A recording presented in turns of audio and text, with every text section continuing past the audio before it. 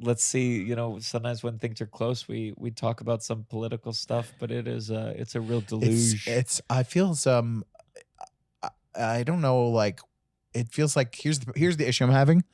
Obviously I don't want to like not do anything and tune out completely while the world's taken from everything. But I'm like, my natural instinct is like if I talk to my mom or something and she's like, "Can you believe blah, blah, blah?" And I'm like, I don't know what to do. I feel like I don't know what to do. I think like, because my I can patience, believe, and I'm not that I agree, but I'm like, of it's course. so like I don't know what to do. I don't want to be exhausted from getting myself angry and then not doing anything about it. Let me tell you Like, what I'm ready can I to do what about I'm it? ready to like read about and celebrate. Luigi Mangione level stuff. Here's what I'm not into right now. A repeat of, did you see that some of you are following the president? Unfollow the president on Instagram.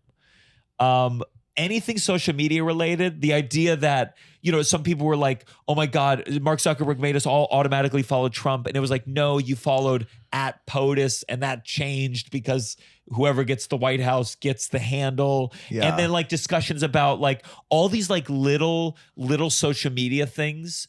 I go, that doesn't matter. Someone might be following the president because they want the updates or not, but that doesn't those little gestures, those, I can't stand that. I can't stand the idea of like, hey guys, be on the lookout. You might be following President Trump. Who cares about following President Trump on Instagram? He is the president. It doesn't matter. Me not following, me following, none of this shit has ever changed anyone's mind. It doesn't affect anything. And maybe it's good so you know how fucked up a thing is. Big actions, meaningful actions. These things, we gotta stop caring about them, or just do it on your own. But it's like a form of fake. Oh, at least we're doing this. You're not doing anything, and it just takes up mental space. Better to not consume politics on the level. That's number one. Number two, who gives a fuck if some newscaster gets JD Vance in an interview and gets him to go, yeah, you shouldn't assault police officers.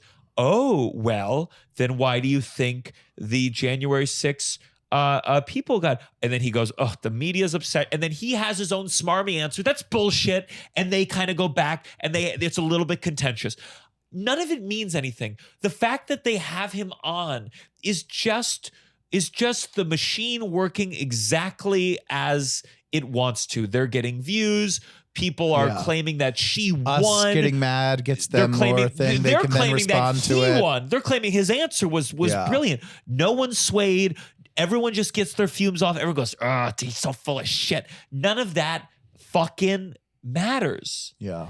And I'm tired of like this talking head drama is entertaining, or it was entertaining because you thought, oh, maybe what, he'll feel bad. Hypocrisy will change people's minds, or like they'll see it and be there'll be a switch. It'll like shift something fundamentally. You know what Marco Rubio said at it's something that popped up. It was like they basically said like you criticized Trump for whatever January 6th. Yeah. And now how do you feel about that? And he said, yeah, back then I forget what he was, he a senator? Yeah. He said, back then I was a senator. Now he's my boss. Yeah. And to me, I was like, yeah, it doesn't matter. Literally, by trying to pin hypocrisy on them, you're humanizing them, because you're trying to say these are human beings with values that can be compared and held accountable. No, they're literally machines. They might be a person in the privacy of their home, but as public figures, they are programs. And to try to like prove that a program is hypocritical is a fool's errand. Mm-hmm. So don't even talk to them. Stop engaging with that kind of news. I don't know what to focus on, but I just am no longer impressed, or do I think it's cool to own someone in a conversation. I'm kind of over it. I'd be more interested for you to like, go sway a bunch of younger voters with some initiative or some talking. I'm more interested in like, I just think there's a lot of like Trump era stuff. We were watching Colbert. Yeah. Russell and I were watching Colbert. Well, because so in Canada, I was less than impressed with the selection of what to watch in Canada in the hotel. And also it was crazy to be there when we were there because it's like right after Trump getting in, and Trump was all over the Canada TVs. So they were like, we're flipping around after the show, and really like there was like late night was on. It was one of the options. Yeah. And if I'm with you, like we'll like watch what's enjoy the a stand-up late comedy night thing. Yeah.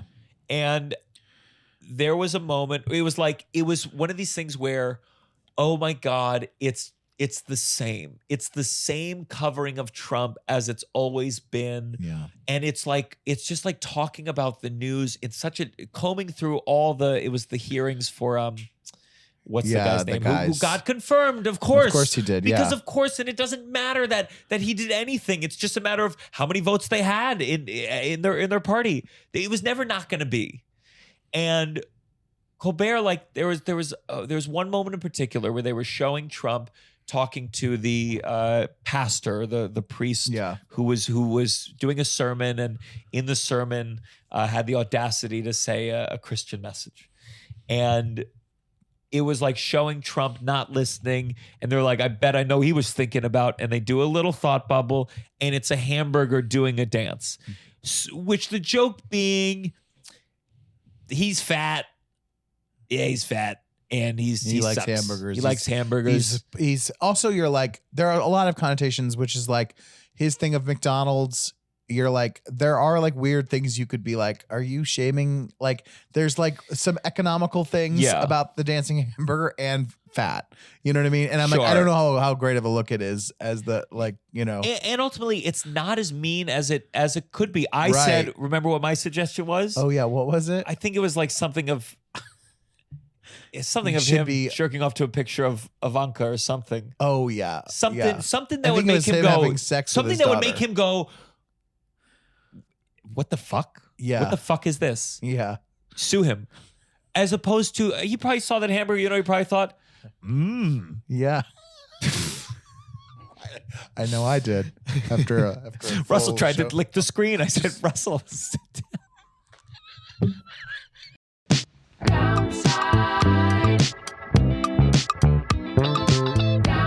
You're listening to The Downside. The Downside. With Gianmarco Soresi.